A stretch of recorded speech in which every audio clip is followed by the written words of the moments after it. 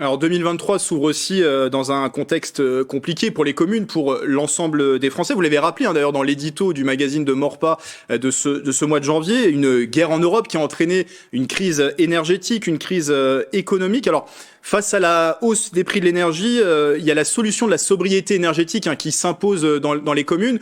Comment a-t-elle été prise en compte à Morpa et est-ce qu'il y a vous prévoyez de faire des choses cette année en matière de sobriété énergétique?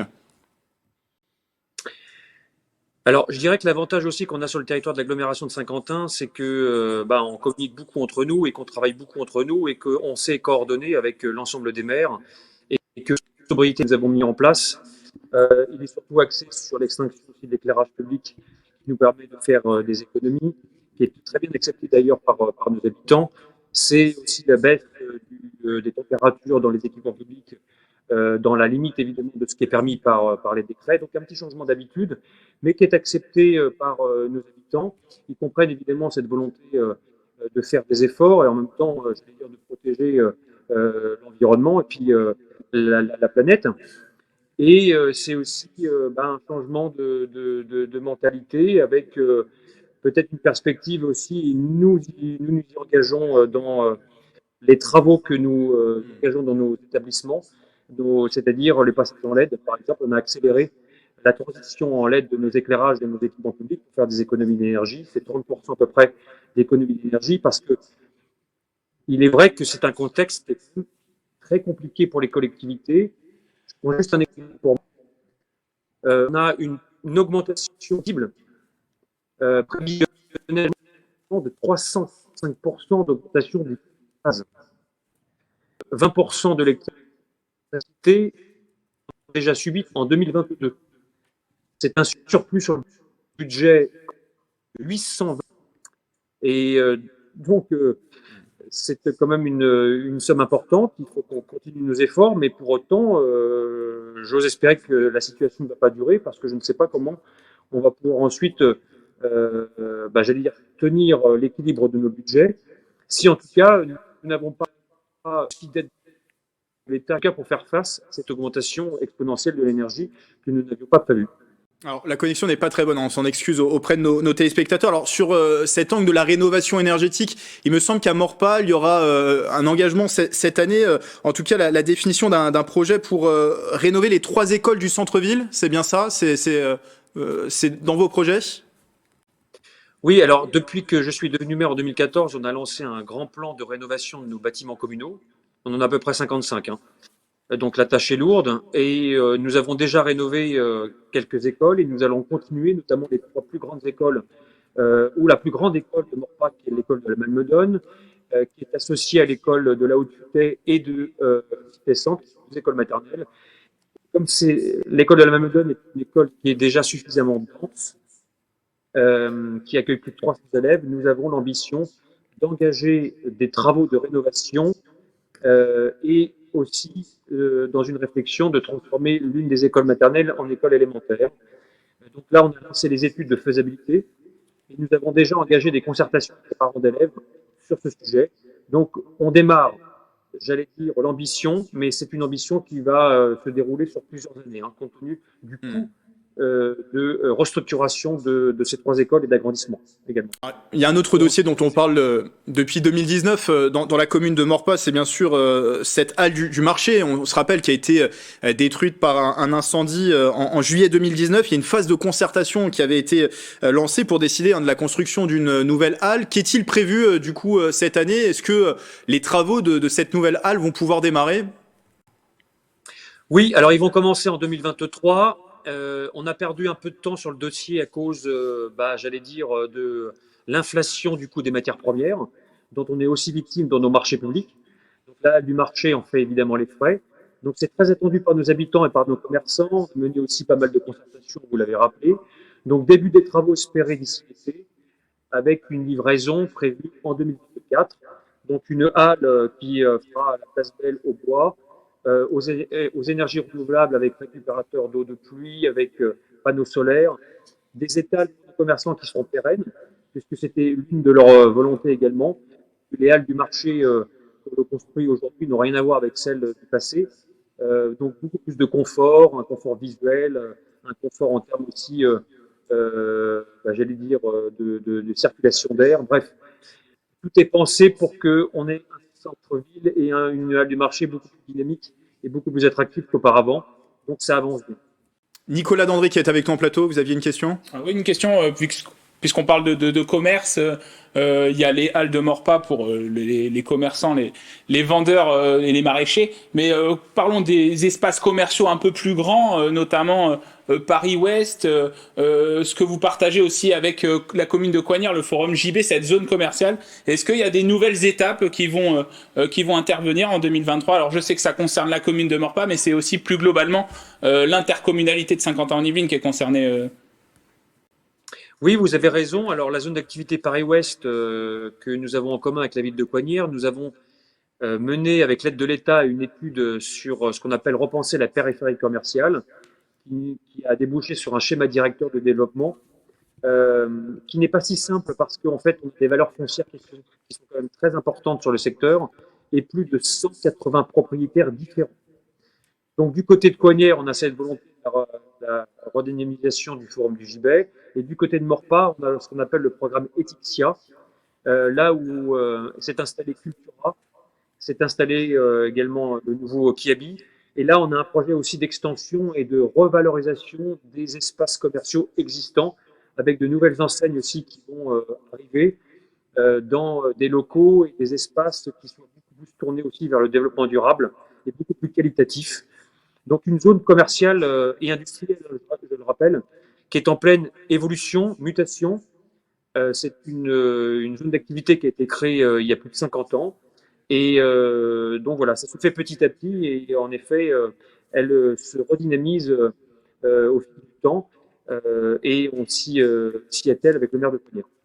Puisque vous parlez des zones commerciales, on le sait, en bordure de National 10, j'en profite pour parler de ce sujet de circulation. Il y a un point central que vous partagez avec les communes justement de Coignères, mais aussi de la Verrière, c'est ce carrefour de la Malmedonne. En 2019, Saint-Quentin-en-Yvelines avait lancé un projet de réaménagement. Et cette année, c'est une enquête publique qui est prévue sur le sujet. On va avoir du concret aussi dès cette année 2023. On imagine un projet peut-être un peu retardé aussi avec le Covid-19. Oui, vous avez raison, parce que ce projet a été annoncé auprès des habitants, je crois que c'était en 2019, et puis une concertation préalable à cette période-là. Rien ne s'était passé depuis. Donc aujourd'hui, c'est mené par la direction des routes, donc l'État, en collaboration évidemment avec le Saint-Quentin-en-Yvelines, la région Île-de-France, le département des Yvelines.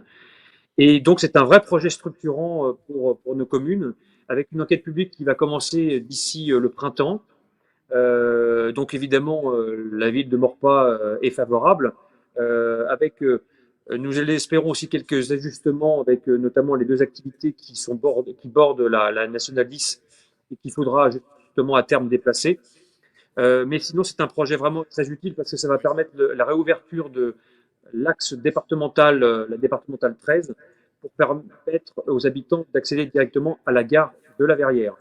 Donc un projet structurant qui en a bien besoin, en tout cas un secteur qui en a bien besoin pour revitaliser ce secteur et pour mieux le sécuriser, et en tout cas mieux sécuriser les accès et repenser aussi, j'allais dire, les mobilités douces, qui aujourd'hui est un pas écueillant.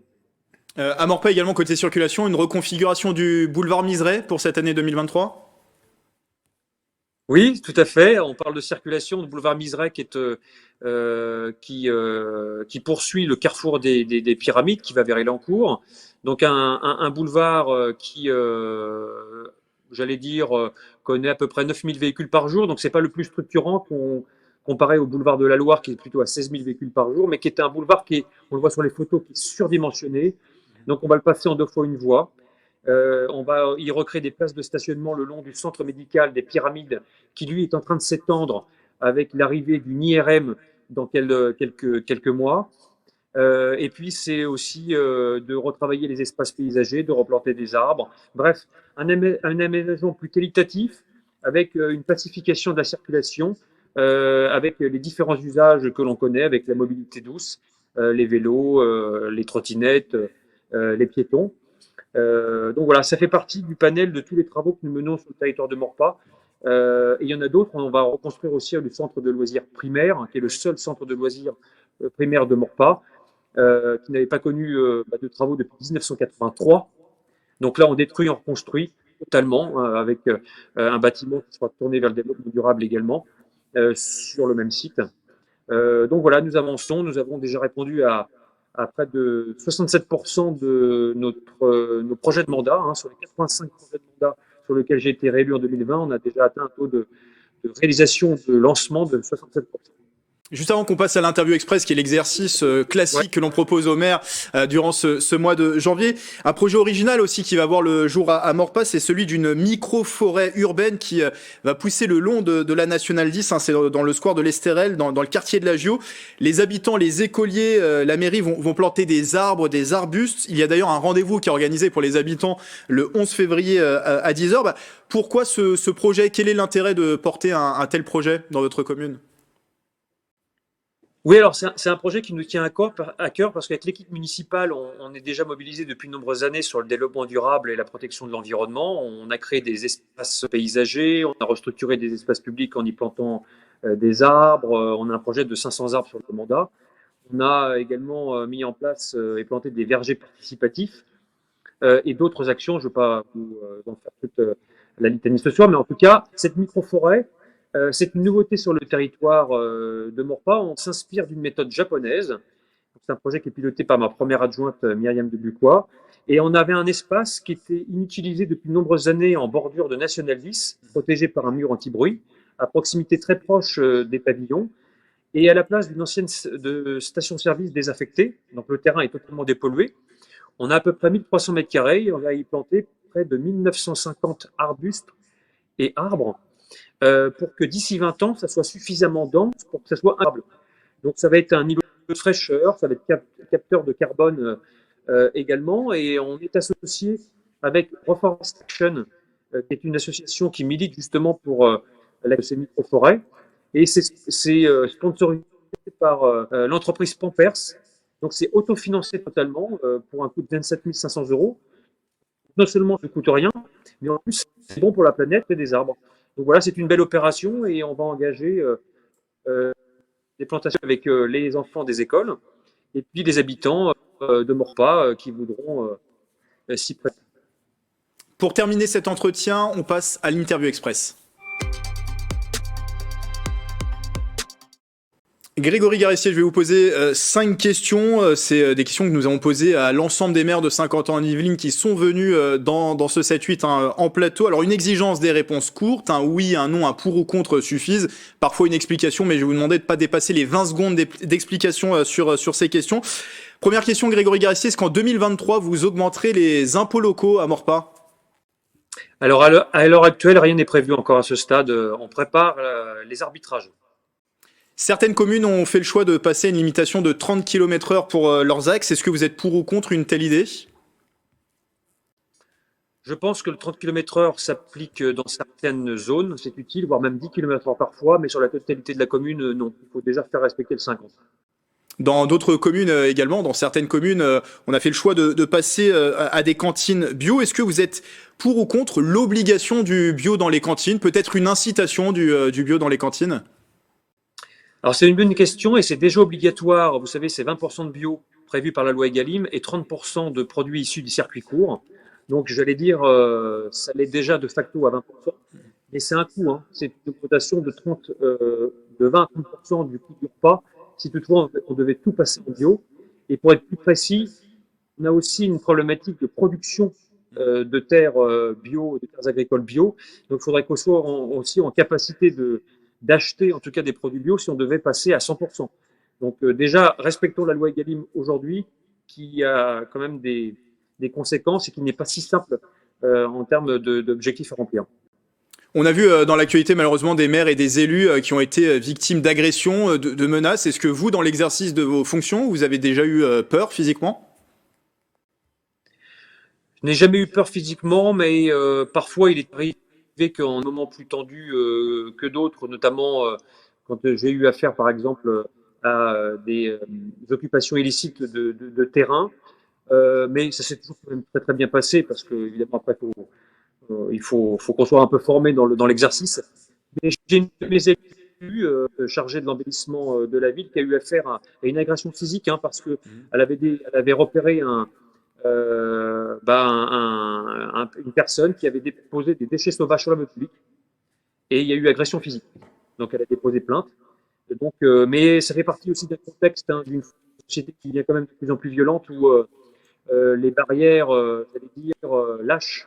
Donc il faut quand même qu'on soit très attentif. D'ailleurs, l'Association des maires de France l'a souvent dénoncé qu'on avait une augmentation quand même des agressions physiques voire même verbales auprès des maires.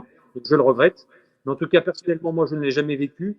Mais pour autant, voilà, on est quand même très attentif à ce qui se passe et c'est une problématique qui touche tous les maires de France. Est-ce que oui ou non, Grégory Garissier, vous êtes un maire heureux? Ah oui, totalement. Et je viens de terminer mes réunions de quartier avec les Morpasiens à la suite de l'annulation des vœux du maire dans le cadre de notre plan de sobriété énergétique et financier. Et les Morpasiens sont contents.